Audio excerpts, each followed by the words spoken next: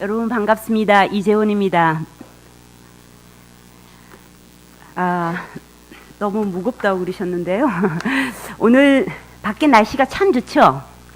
네, 이 좋은 날씨에 오늘 이 자리에 오신 여러분 너무 반갑고요. 오면서 오늘 이곳에 안 박사님이 혹시 오셨으려나, 또 아니면 날씨가 좋아서 딴 곳으로 가셨나 하는 생각을 해봅니다. 네, 그렇지만 또 어디선가 저희와 함께 있으리라고 생각하면서 먼저 이곳에 함께 와주신 분들 반갑습니다.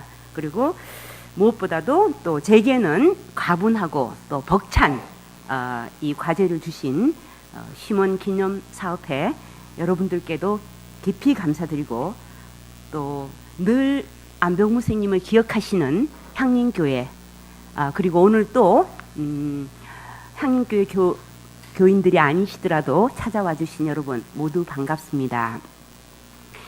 네, 제가 오늘 안병무의 예수 사건 이야기, 열려있는 해석학적 실천적 지평이라는 주제로 여러분과 하겠는데요. 일찍 오셨을 때 아마 조금 다 읽어보셨을 거예요. 그래서 저는 읽어갈 겁니다, 여러분. 근데 여러분들은 읽지 마시고 저를 좀 봐주세요. 제가 여러분들하고 이렇게 얼굴을 보면서 하겠습니다. 네. 먼저 제가 이 강연을 받아들인 것은 성서 신학자인 저에게 있어서 안병무 선생님께서 하신 민중신학적 작업은 평등적 정의에 근거한 다른 비판적 사회 이론들과 함께 해방적 성서 해석의 실천을 지향하고자 하는 저에게 중요하고 의미 있는 준거틀이기 때문입니다. 나아가 오늘날 지구적, 제국주의적, 자본주의적 체계 하에서 너무도 심화되고 있는 민중의 고통의 현실, 한반도 민중뿐만 아니라 전 세계적 민중의 처참한 현실은 우리의 시대를, 누군가는 그랬죠. 역설적으로 했지만 죽은 민중의 시대로라고 말하고 있는데, 죽은 민중의 시대로 규정할 수 없게 만들고 있습니다. 따라서 민중신학적 관점에서 신학하는 일은 여전히 현재 진행형의 과제이며, 동시에 오늘날 예수 그리스도를 믿는 제도권 교회를 향한 예언자적인 비판의 목소리로 그 실천적인 역할을 감당해야 한다고 생각합니다. 죽은 민중의 시대를 말할 것이 아니라 오히려 죽은 교회의 시대를 말해야 할 때입니다. 민중신학자이신, 그리고 성서신학자여셨던 안병무 선생은 그분의 민중 해석학적 통찰력과 방법론적인 상상력, 민중 해방의 실천 지향성을 견지하는 가운데 여러 신학적인, 그리고 성서 해석학적인, 또 실천적인 주제들을 광범위하게 다루셨습니다. 여러분 생각나는 게 많이 있을 것입니다. 공의 개념, 또 살림의 개념. 네, 그래서 안병무 다시 읽기라는 작업은 아직도 그리 쉬운 일이 아니며, 그 가능성과 또 한계들이 공존하는 가운데 여전히 열려 있다는 점을 먼저 지적하면서 저는 이제 시작하겠습니다. 이 글에서 저는 안병무 선생님의 민중신학적 성서 해석과 한국 민중신학의 형성에 결정적인 역할을 한 그분의 예수 사건과 민중, 이야기로서의 마가복음, 오클로스 민중론을 중심으로 선생의 이야기를 제가 예수 사건 이야기라고 불러봤습니다. 예수 사건 이야기가 갖고 있는 성서 해석학적인, 그리고 민중신학적인, 나아가서 해방 실천적인 함의를 여러분과 함께 생각해 보고자 합니다. 오늘 영상에서도 사건 얘기가 많이 나왔죠. 예수 사건. 네, 안병무 선생님은 말씀하셨습니다. 태초에 캐리그마가 있었던 것이 아니라 태초에 예수 사건이 있었다. 네, 물론 이 선언은 상징적이죠. 태초라는 게 그냥 저 태초가 아니고, 네, 안병무 선생님의 글과 민중신학적 사유에 조금이라도 접해 있는 사람들은 예수 사건이란 말에 다소 익숙하리라고 생각합니다. 그러나 예수, 민중, 오클로스와 나란히 선생의 글에 너무도 자주 등장하는 이 예수 사건의 개념하는 이 개념이 사용되고 있는 빈도수나 혹은 부가된 의미에 비교해 볼 때 선생 자신은 그렇게 명확하게 제시하지 않았던 것 같습니다. 아마도 안병무 선생님은 독일권의 성서신학자들 가운데 당시 빌리 막센이라고 하는 그분의 영향을 받은 듯한데요. 그 후 게르트 타이센은 사약적 방법론을 성서 해석에 도입하면서 예수 운동이라는 개념을 확산시켰고 최근에는 북미권에서는 리차드 홀슬리를 비롯한 많은 학자들이 갈릴리에서 시작한 예수의 활동과 실천의 사회 정치적 의미를 해석하는 데 있어서 예수 운동이라는 개념을 이제는 익숙하게 사용하고 있습니다. 예수 운동은 역사적 예수가 그의 여성을 비롯한 제자들을 비롯하여 많은 사람들과 함께 1세기 갈릴리 주변 그리고 유대의 사회 정치적 종교 문화적 공간에서 벌였던 운동을 지칭할 뿐만 아니라 예수가 로마 제국과 예루살렘 지배 권력층에 의해 십자가에 처형된 이후에도 우리 역사 속에 남아있든지 또 남아있지 않든지 간에 예수가 벌인 운동을 계속 이어간 공동체들의 운동을 포괄적으로 지칭하여 예수 운동이라 일컫습니다.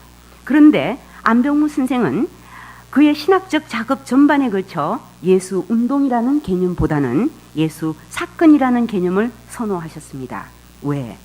그리고 선생은 예수 사건이라는 말로 무엇을 뜻하고 이로써 무엇을 말하고자 하는가?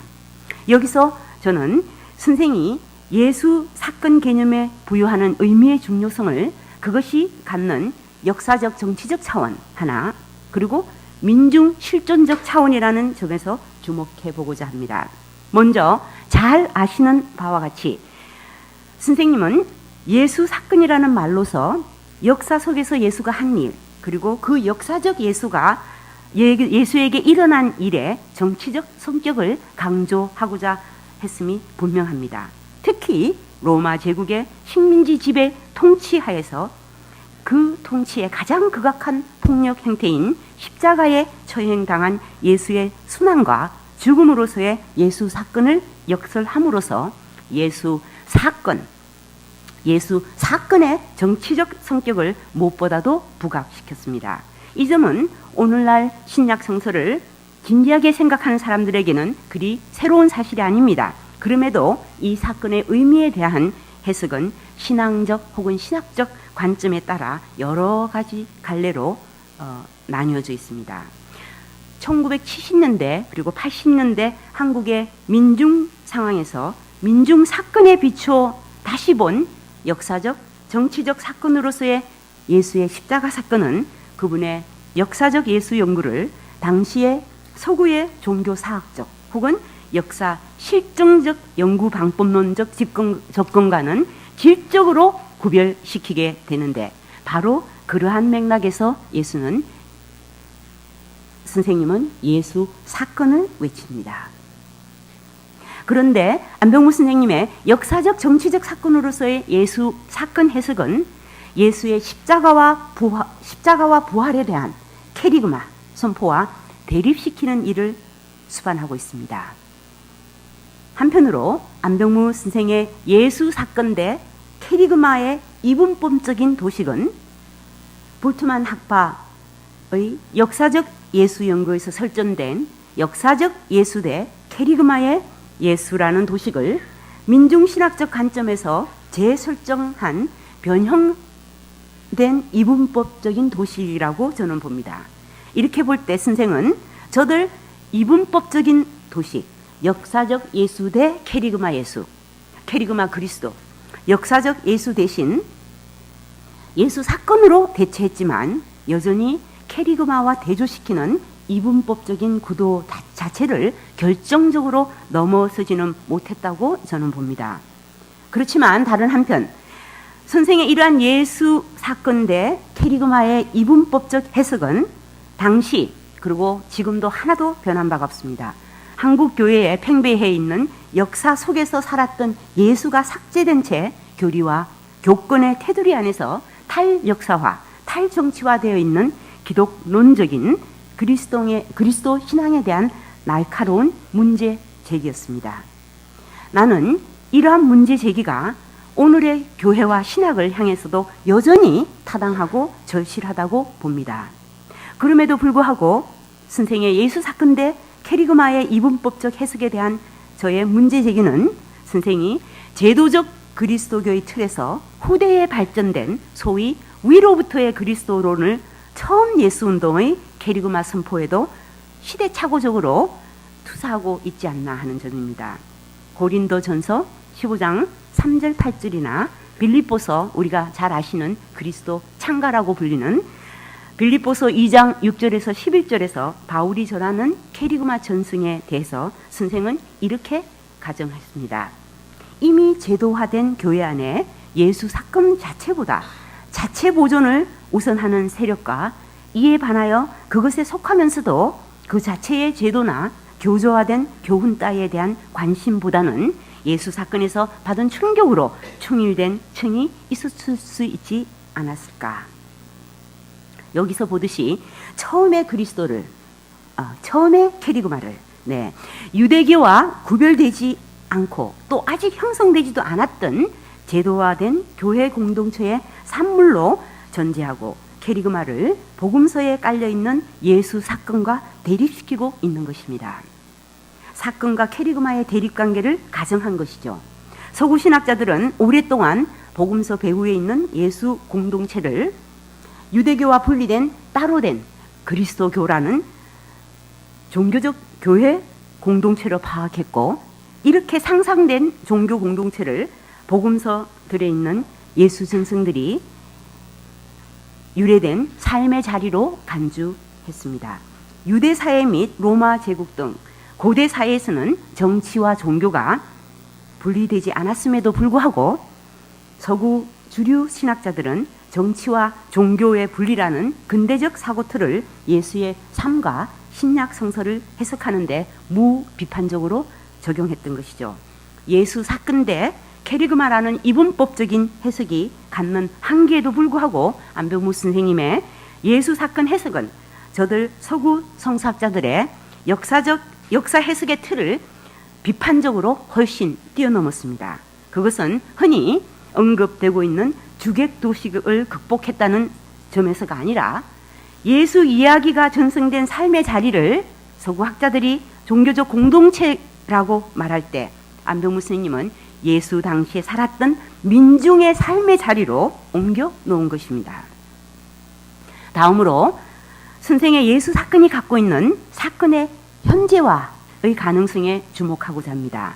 즉, 예수 사건이 과거의 역사적 사건에 머물지 않고 시공을 뛰어넘는 유사한 민중의 상황 속에서 다시 현재의 사건으로 만나고 경험될 수 있는 실존적 가능성의 의미를 부여하고 있는 것입니다. 처음에 예수 사건이 민중과의 관계에서 일어났던 것처럼 전태일 사건을 비롯한 오늘날 숱한 민중들의 고통과 저항을 통해 갈릴리 예수의 사건이 재현되고 있음을 꿰뚫어 본 것입니다. 다시 말하면 권력과 만몬 그리고 사회의 지배 이데올로기들과 놀아나는 오늘날 제도권 교회의 캐리그마가 아니라 민중의 현장과 사건 한가운데서 예수 사건이 일어나고 있다는 정은의 해석학을 사건의 현재화를 통해 끌어내었던 것입니다. 그런데도 선생의 예수 사건 개념화는 정치적 사건으로서의 예수 사건과 당시 민중과의 실존적 해우로서의 사건성 사이에서 예수의 활동을 사회적, 정치적, 종교적 운동의 차원으로 충분히 다루지는 못했다는 한계를 보여줍니다. 이 한계는 선생의 예수 사건의 전승 모체로서의 민중, 예수 사건의 전승 형태로서의 이야기, 그리고 그의 오콜로스, 민중론, 그리고 민중의 이야기로서의 마가복음 해석에도 내재하고 있는 듯 합니다. 저는 사건 다음에 이제 예수 이야기로 넘어가겠습니다. 여기서는 제가 강조하고 싶은 것은 저항과 그리고 해방의 사회적 기억으로 전해진 민중의 이야기 이것입니다. 여러분 바로 그 밑에 안병우 선생님이 직접 쓰셨던 글을 제가 인용했는데요. 네, 예수 사건 자체가 정치 권력의 폭력에 의해서 발생했기 때문에 이 사건의 전승은 비공개적으로 동지들 사이에서 이루어졌음에 틀림없다. 그것은 문서로서가 아니라 일정한 기간 구전 형태로 전해졌을 것이다. 이 전승 양태를 사회학적으로 규정하면 바로 유언비어인 것이다. 네, 이 한 문장에 참으로 여러 가지가 한꺼번에 축약적으로 표현되어 있습니다. 어느 성사학자가 예수의 삶과 활동에 관한 이야기가 가난한 농민들, 비정규직 노동자들, 여자들, 또 가난하고 소외된 민중에 의해서 말로 구술의 이야기 형태로, 그런데 더 나아가 유언비어의 형태로 입에서 입으로 전해졌고 귀에서 귀로 듣고 또다시 입에서 입으로 전해졌다고 상상할 수 있었을까? 저는 안병무 선생이 아니고는 할 수 없는 이야기였다 생각합니다. 그의 오클로스 민중론과 함께 예수 전승의 유언비어로는 선생의 성서 해석에 있어서 가장 독창적인 발상입니다. 선생은 구전 형태로서의 민중의 이야기 전승 양식뿐만 아니라 이들 당시 로마 제국의 정치적인 상황과 이를 당시 로마 제국의 정치적인 상황과 분명하게 연결시키고 있습니다.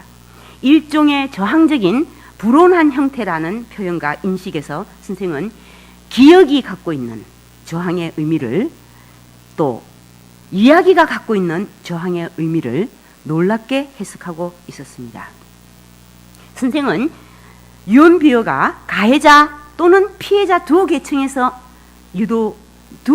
의해 유도된다는 것을 지적하는데, 이로써 지배계층의 유언비어 그리고 피지배계층의 유언비어를 정확히 구분했습니다. 안병무의 탁월한 통찰력이 두드러지는 대목입니다. 우리는 5월 광주 항쟁의 경험을 통해 미국과 전두환 군사 정권의 물리적인 힘에 의해서 강압적으로 철저하게 통제된 상황에서 억울하게 죽임을 당한 민중들이 흘린 피해 진실이 공권력이 선전하는 공적인 유언비어를 뚫고 가려진 유언비어의 형태로 전달되고 기억되어 왔음을 알고 있습니다. 이러한 지배 권력의 공적인 유언비어, 요즘도 있죠? 너무 많죠? 괴담, 유언비어. 민중 그 비어와 민중 또 시민들의 유언비어의 대립의 상황은 지금도 세월호 참사의 경우를 비롯하여 사회 곳곳에서 매일매일 일어나고 있습니다. 그런데 선생은 지배층의 억압적인 폭력에 대적할 현실적인 힘이 없는 민중의 저항 형태로서의 유언비어의 기능과 역할을 예수 사건 이야기와 이 이야기를 전한 민중의 예수 사건 전승에 유비적으로 적용을 시켰습니다. 그런데 여기서도 저는 선생님의 주장과 조금 다르게 처음 제자들과 민중들의 예수 부활 선포도 지배계층의 공적인 귀에는 들리지 않는, 그래서 가려진 반제국주의적인 메시지로 일종의 유언비어의 성격을 띄었을 것이라고 생각하며, 따라서 예수 사건 대 캐리그마의 이분법적인 구조를 무리하게 견지할 필요가 없지 않나 생각합니다. 반면 초기 가려진 대본으로서의 캐리그마의 반 로마 제국적 메시지가 기독교의 역사 속에서, 우리 한국의 교회 속에서 오히려 본래의 메시지를 은폐하고 왜곡시켜서 종교적인, 정치적인 드러난 공적인 대본의 역할을 하고 있다는 것이 문제인 거죠. 복음서들에서 전해지고 있는 예수의 이야기가 민중들에 의해, 그것도 유언비어의 형태로 민중들의 입을 통해서 전승되었다고 하는 선생의 유언비어론이 최근 북미 신학자들에 의해서 수용, 전개되고 있는 일종의 해석학적 합류 현상을 보고 저는 놀라지 않을 수 없었습니다. 그것도 안병무 선생님을 전혀 언급하지 않은 채, 물론 유언비어라는 구체적인 표현이 사용되지 않은 채 말입니다. 오래전에 저는 북미 신학자인 리차드 홀슬리에게서 이미 안병무 선생님의 작업과 놀라운 원거리 해석학적 해우를 발견했고, 선생의 작업이 역사적, 방법론적, 이론적 차원에서 더욱 치밀해지고 정교해지고 있는 것을 홀슬리에게서 읽어내고 있었습니다.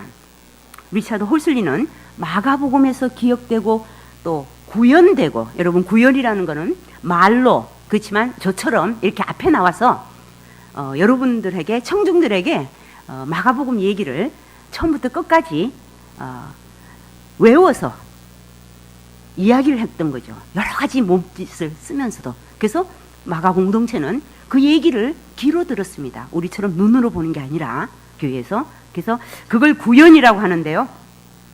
구현되고 재현되었던 예수의 역사적 활동에 관한 총체적인 이야기가 당시 로마 제국의 지배와 속국인 유대 지배 계층의 지배하에서 정치 경제적으로 착취당하고 또 종교 문화 사회적으로 소외된 피지배 계층의 글 모르는 사람들에 의해서 구술되고, 또 이러한 구술 전승에 의해서 형성된 마가복음도 바로 쓰여진 언어의 형태를 갖추기는 했으나 쓰여진 글의 중요성보다는 그 공동체에서 말과 몸짓의 이야기로 들려주기 위한 구현 대본이었다고 주장한 거죠. 네, 이렇게 보면 홀슬리를 비롯한 성서학자들의 이 같은 주장은 사실상 오래 전통을 지켜온 역사적 비평, 편집적 비평, 그런 연구에 깔려있는 기본 전제와 비평 방법에 대한 총체적인 재검토를 시사합니다. 네. 자, 그 단초를 저는 안병무 스님에게서 보았고, 이게 만난다는 거죠. 홀슬리가 말하는 민중의 이야기의 전승의 중요성은 첫째로 구술적인 형태의 이야기로 예수 사건을 전승하는 전승 주체, 네, 전승을 담지한 사람. 두 번째는 그들이 전하는 이야기의 내용. 그리고 세 번째는 그 이야기를 듣는 사람들, 이 최소한 3자 사이에 의미 있는 소통과 실천을 가능하게 하는, 자, 여기서 이야기의 언어 매체적 유사성, 모두 다 말로 하고 또 그 구술을 들었다는 거죠. 그리고 사회 계층 간의 상황 간의 유사성, 그리고는 이야기 내용의 문화 전통적인 공감성에 주목하게 하는 점입니다.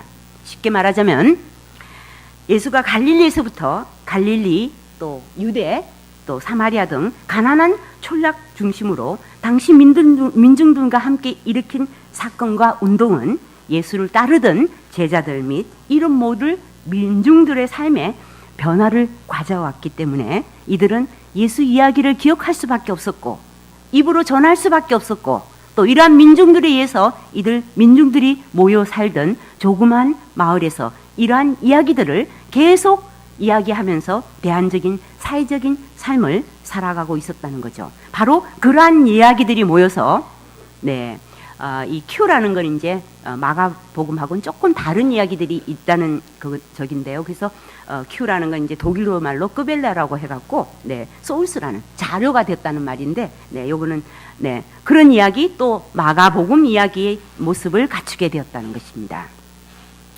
첫 번째 거하고 두 번째 거는 안병무 선생님하고 홀슬리하고 거의 공통점입니다. 그리고 제가 볼 때 세 번째, 그러니까 문화 전통적 공감성, 거기는 안병무 스님한테서 충분히 고려가 되지 않았던 점이라고 저는 봅니다.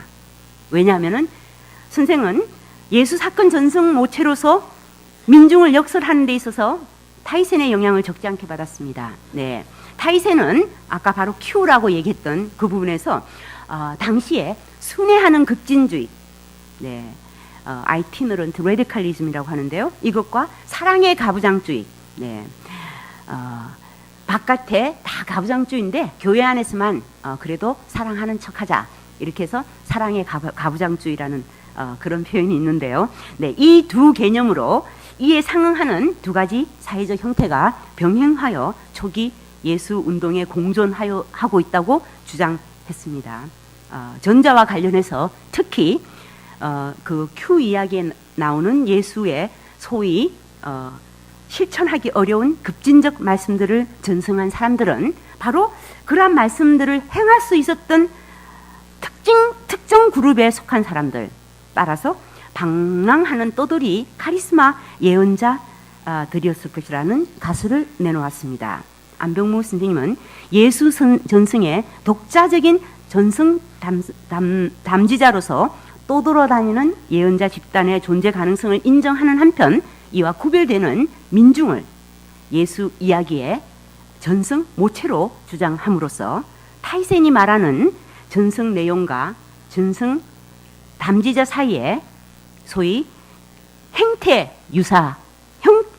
유형의 유사성을 넘어서 사회적 계층의 유사성을 깨뜨려 보았던 것입니다.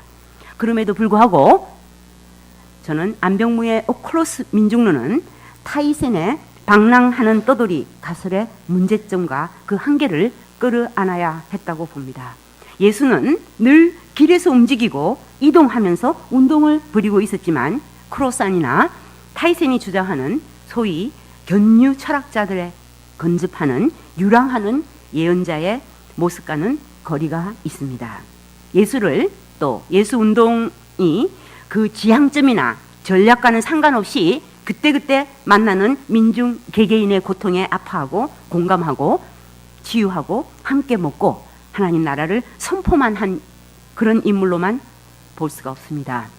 그리고 유랑하는 떠돌이 예수의 모습을 강조하는 접근은 여전히 이전의 연구와 마찬가지로 예수 이야기의 전성을 개체적으로 조각난 파편적 단편들로 구성되어 있다고 전제하기 때문에 이 경우 예수 운동이 갖는 민중적 그리고 집단적 성격과 이에 상응하는 예수 이야기 전승의 민중적 집단적 성격의 관계를 간과하게 된다고 봅니다. 바로 이 대목에서 홀슬리의 이야기를 다시 한번 들어보겠습니다. 홀슬리는 고대 사회에서 비엘리트 피지배층의 대다수 민중들은 글을 읽을 수 없었기 때문에 거의 95%로 보면 됩니다, 여러분. 그들의 주된 소통 양식이 구술 양식이었다. 지극히 바로 이 지극히 평범한 사실에서 출발합니다. 그런 이스라엘 역사 속에서 민중들은 그들의 문화적 전통 안에 이스라엘의 민중 해방의 전통, 또 정의와 평등에 근거한 하나님과의 계약 공동체의 경험, 또 피지배층 민중을 억압한 지배 권력층에 맞서서 싸운 예언자들의 저항, 그리고 제국적 지배에 저항한 이스라엘 민중들의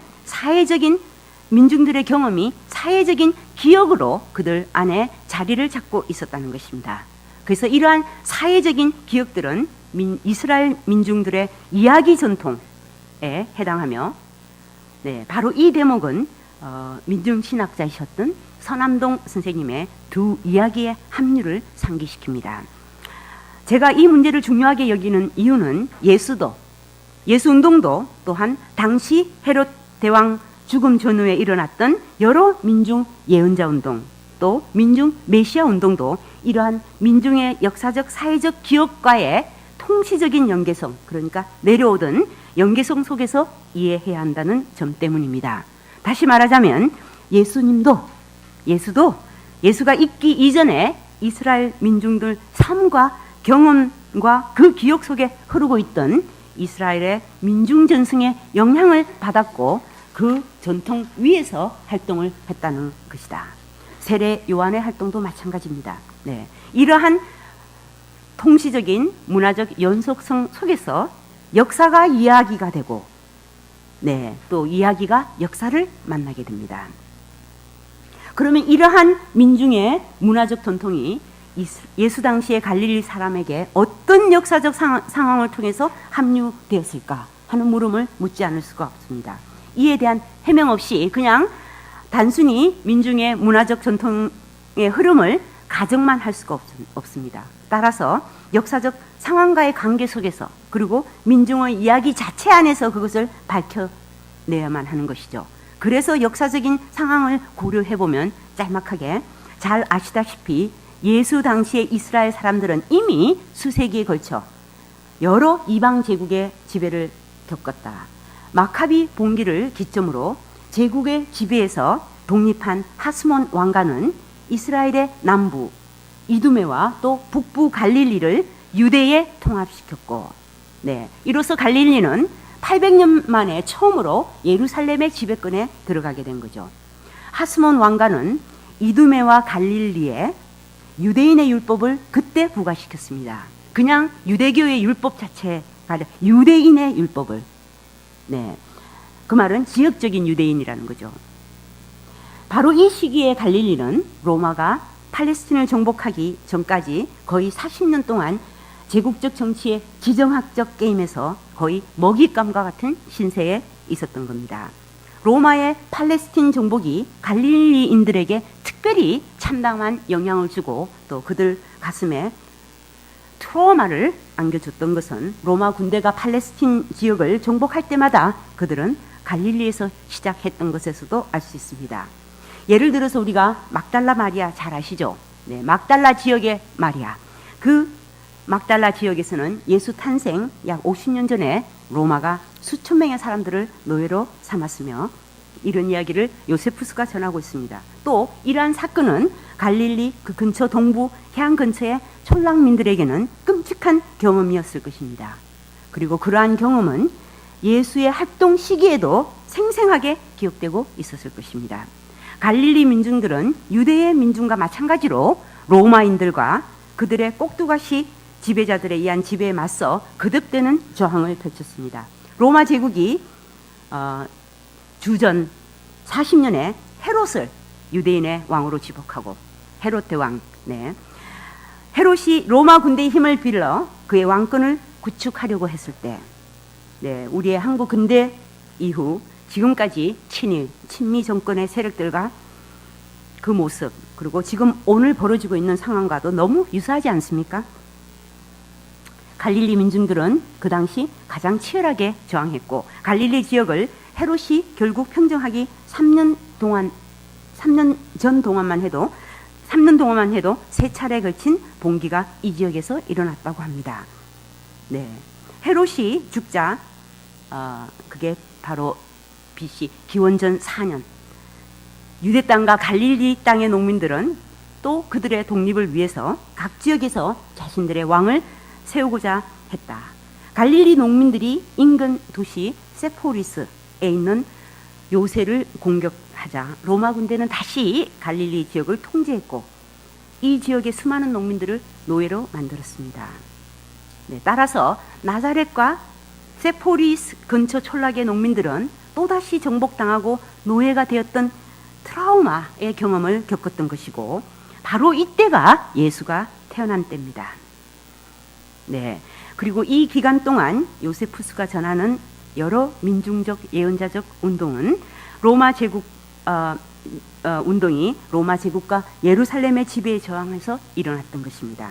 갈릴리와 유대에서의 이러한 저항은 젤로 땅이 전면에 나서서 전개된 66년에서 70년 민중 항쟁을 거쳐 나중에 바코바 별의 아들이라고 하는 그 민중 항쟁으로 이어집니다. 이런 역사적인 배경을 볼 때 그들이 보여준 끈질긴 저항은 바로 로마 제국과 그 수혜자인 예루살렘 성전 지배층이 그들의 삶에 미친 정치적, 경제적, 문화적 지배에 대한 저항이었고 이 저항을 가능하게 한 근저에는 바로 이스라엘의 기원에 해당하는 출애굽 사건과 계약 사건의 해방 전통이 민중들의 구술 전통으로 이야기되고 있었다고 하는 홀슬리의 주장은 상당한 설득력이 있습니다. 갈릴리 주변의 북이스라엘 사람들은 이방 제국의 양식과 관습들을 강압적으로 채택하려고 아합 왕에 맞선 예언자 엘리야를 기억했을 것입니다. 모세와 또 엘리야와 같은 예언자들은 갈릴리 사람들의 입에서 입을 통해 그들의 심장 속에 살아 있었을 것입니다. 그렇기에 마가복음 전체 이야기 속에서 모세와 엘리야를 상기시키는 작은 이야기들이 자주 나오고 또한 마가복음에서 예수가 모세와 엘리야 같은 예언자로 이야기되고 있다는 것도 결코 우연이 아닙니다. 그러한 구술 형태의 민중 전통은 문화적 경험의 소통을 가능하게 하는 역사적, 집단적, 그리고 공동체적 상황과 공간을 통해서 저항의 기억으로, 저항의 이야기를 통해서 다시 기억되었을 것입니다. 그리고 저항의 기억의 이야기 한가운데는 바로 이스라엘 역사 속에 여러 외세와 제국들, 그리고 예수 당시에는 로마 제국과 그 하수 정권인 예루살렘 지배 권력의 정치적, 경제적, 사회문화적 지배가 자리 잡고 있었던 것입니다. 예수 당시 갈릴리의 대다수 민중들의 고통은 제국의 지배에서 기결된 것이지 이스라엘 율법의 기원과 본질 자체를 정부정 체계로 해석하여 이스라엘의 율법 체계의 배제 혹은 배타적 메커니즘을 갈릴리 민중의 주된 원인으로 보는 해석에 대해서는 저는 다소 유보적인 입장입니다. 최근 사회의 권력 구조의 지배 체제가 갖는 이러한 배제, 배타 메커니즘을 오늘날 기구화된 자본주의 체제 하에서의 민중의 고통뿐만 아니라 예수 당시의 민중의 상황에 적용시켜 민중의 언어 박탈, 실어증 현상으로 연결시키는 시도를 김진호 목사의 민중신학적 작업에서 볼 수 있습니다. 김진호 목사님 어디 계시는데요? 네. 저는 오히려 안병무의 유언비어론가의 담론적 합류와 재조명의 가능성을 지배계층에 의해서 착취당하고 억압당하고 주눅 들린 힘없는 농민 또 민중들이 그들 자신만의 다양한 언어 형태로, 즉 숨겨진 언어로 통해 저항하고 있었음을 밝힌 제임스 스캇이라고 하는 사람이 있습니다. 제임스 스캇의 문화인류학적 숨겨진 언어 이론에서 볼 수 있다고 생각합니다. 아울러 안병무 선생이 밝히고자 했던 예수에서 마가복음에로 이어지는 하나의 해석학적 계보는 예수도 공감했던 예수 이전에 이스라엘의 민중 이야기 전통의 넓은 맥락에 비추어서 재조명될 필요가 있다고 봅니다. 네. 자, 이제 오클로스 민중론의 한계와 가능성으로 넘어가겠습니다. 자, 여러분 재밌죠? 네, 저를 좀 봐주세요. 이제부터 얼마 안 남았네요. 자, 마가복음의 예수 이야기는 역사적, 집단적 기억의 소통이며 구술체의 이야기로 그 이야기를 공동체 안에서 거듭 구현했다는 점에서 공동체적 몸의 실천이었다. 네. 저항과 해방을 기억하고 예수가 벌인 운동을 다시 기억하고 실천하는 이야기였습니다. 이야기는 바로 실천의 언어였습니다. 그런 점에서 예수 이야기를 전한 민중과 그 이야기를 다시 마가 공동체에서 몸으로 실천한 민중의 연계성을 살펴보기 위해 안병무 선생님의 오클로스 민중론의 성격과 그 의미에 관해서 간략하게 논하고자 합니다. 자, 무엇보다도 안병무 선생의 이른바 오클로스 민중론은 마가복음에서 두드러지는 무리를 뜻하는 오클로스라는 히라보 단어의 사회 계층적 성격과 의미를 추구하고 이에 근거한 역사적 예수의 오클로스 민중론을 주장했다는 점에서 가히 독보적인 업적입니다. 네. 제가 아는 한 서구 성서 신학자 가운데 선생의 오클로스 민중론에 대해 최초의 의미 있는 성찰을 한 사람은 체드 마이어스라는 학자입니다. 그는 소위 급진적 좌파의 정치문학적 비판 이론에 입각하여 마가복음에 대한 체계적인 정치적 해석을 감행한 사람인데요. 그의 책에서 그는 안병무 선생의 오클로스 민중 해석을 진지하게 논의하고 자신의 관점과의 친화력을 표명했습니다. 미리 지적하자면 체드 마이어스가 안병무의 오클로스 해석과 안병무 사이의 친화적 공감대는 결코 우연이 아닙니다. 그것은 무엇보다도 1세기 로마 제국의 지배층과 공조한 예루살렘 성전 중심의 지배층의 권력 구조를 분석함에 있어서 마여 자신이 율법의 정부정 체계를 자신의 주요 분석 틀의 하나로 삼고 있다는 점에서 그렇습니다. 또한 이 체드 마이어스가 자신이 표방하는 비폭력, 비동맹, 급진적 제자직 실천의 입장을 예수와 마가 공동체의 정치적 실천적 전략으로 동일시하고 있다는 점도 안병무 선생님이 예수와 민중을 해석하는 드러나진 않았지만 시선과 맞닿는 부분이라고 봅니다. 여기서 몇 가지 문제를 이제 제기하겠습니다.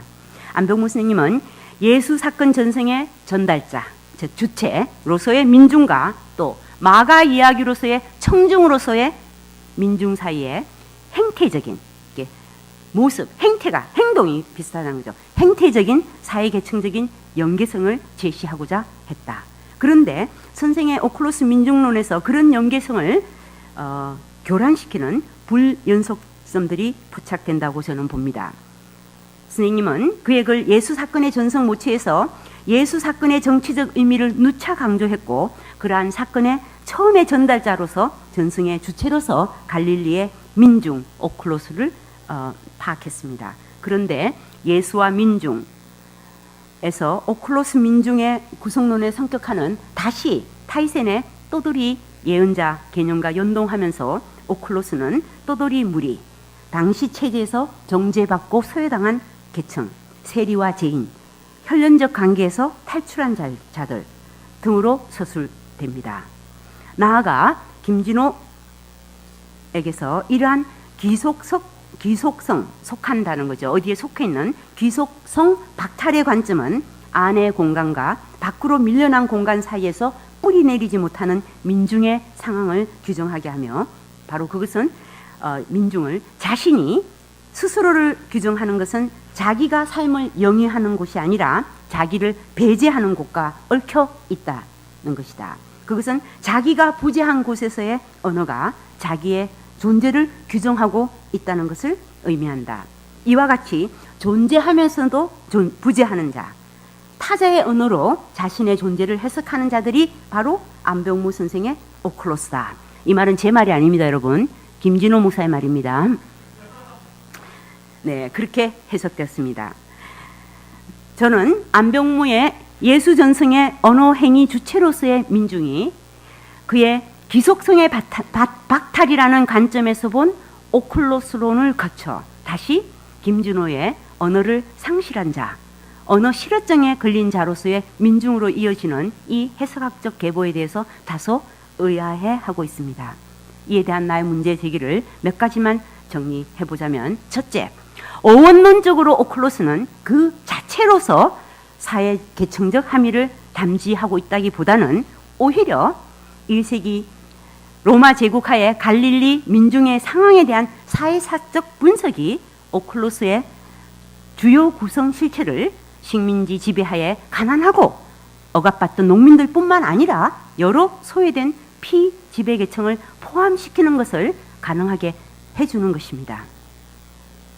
이런 의미에서 오클로스를 민중으로 개념화하는 것은 타당하고, 이 오클로스에 안병무 선생님이 주목하는 죄인과 세리, 병자, 또 소외된 계층, 귀속성을 박탈당한 계층을 포함되지만 오클로스의 주요 구성 실체로서 과도하게 그들에게 집중하는 것은 무리가 있다라고 봅니다. 둘째, 오히려 예수의 활동과 운동의 주요 거점이 가버나움 해당이나 등의 촌락 공동체들이었다는 점을 고려할 때 식민지 지배하에서 생존의 위험을 받고 있던 촌락 공동체와 농민들이 예수의 이스라엘의 회복운동, 갱신운동, 촌락 공동체의 갱신을 통해서 그러한 회복운동으로서의 예수운동에 호응하고 참여했던 당시 민중의 주된 구성원이지 않았을까. 당시 사회의 지배와 예속이라는 구도 속에서 이러한 민중은 소수의 엘리트 지배계층에는 언제나 타자로 존재했고 지금도 마찬가지입니다. 집단적인 타자인 그들의 목소리와 언어는 공적인 사회적 공간에서 늘 배제되어 있었습니다. 그러나 역사는 그들의 언어를, 그들의 이야기를 결코 묻을 수 없었습니다. 네, 셋째로 마가복음이 들려주는 예수의 모습은 유랑하는 떠돌이 예수의 모습이 아니라 오히려 마가복음의 예수가 가르치는 그런 경제적, 정치적 평등의 가치는 촌락 공동체의 회복을 지향하는 예수 운동의 성격을 분명하게 보여준다. 또한 마가복음 이야기가 전체적인 줄거리를 담은 하나의 전체로서 당시에 구현이 되고 있었을 것이라는 홀슬리의 관점에 비춰볼 때 마가복음의 청중은 갈릴리 근처의 집단적 촌락 공동체의 민중들로 구성되어 있었으며 이러한 공동체는 여러 군데 흩어져 있었을 것입니다. 네, 자 여러분 이제 마지막입니다. 제가요 다시 갈릴리로 고통의 현실을 넘어 다시 저항으로 이렇게 제목을 잡아봤습니다. 자 이제 안병문 선생님의 예수 사건 이야기에 대한 이 강연을 마무리하려고 합니다. 그런데 마무리한다는 말이 가능한가? 저는 고민했습니다. 어떤 의미가 있는가? 네, 어제 제가 참 막막하더군요. 마치 예수의 무덤을 찾은 마가복음의 여인들처럼 말입니다. 오늘날 지구적 제국주의적 신자유주의 자본주의 체계에 철저하게 통합되어 극소수의 지배층만 먹여 살리고 있는 이 분단된 민중의 고통스러운 현실 한가운데서 여러분 우리 앞에 어떤 일이 벌어지고 있는가? 고통은 곳곳에 만재하고 집 근처의 온갖 유언비어는 난무하고 저항은 부재하고 민중의 저항의 공적인 기억마저 조작하고 삭제하려고 하는 음모가 자행되는 이 시점에 민중을 희생자로만 볼 것인가? 역사의 주체로 보아야 할 것인가? 새롭게 상상해야 할 어쩌면 이미 시작된 그러나 드러나지 않은 새로운 집단적 역사의 주체로서 민중을 혹시 꿈꿀 수 있는 것일까? 지구적 자본주의의 폭력에 맞서 그 지구적 저항과 해방을 지향하게 하는 사회적 실천 비판 이론이 있는 것인가? 네, 저는 막막했습니다. 그런데 마가 공동체는 마가 복음 끝에 다시 갈릴리로 가라는 예수의 이야기를 전하면서 그 이야기의 결론을 마가 이야기를 들었던 청중들에게 그리고 지금 이 자리에 있는 우리를 위해 열어놓았습니다.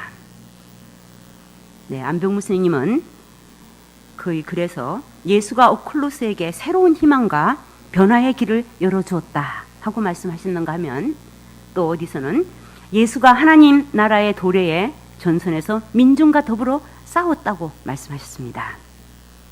여러분 오늘 한국 땅에서 우리가 예수와 민중과 함께 가야 할 갈릴리가 도대체 어디입니까? 광화문 광장으로 다시 가야 할 것 같습니다. 제가 여기서 마치겠습니다, 여러분. 네.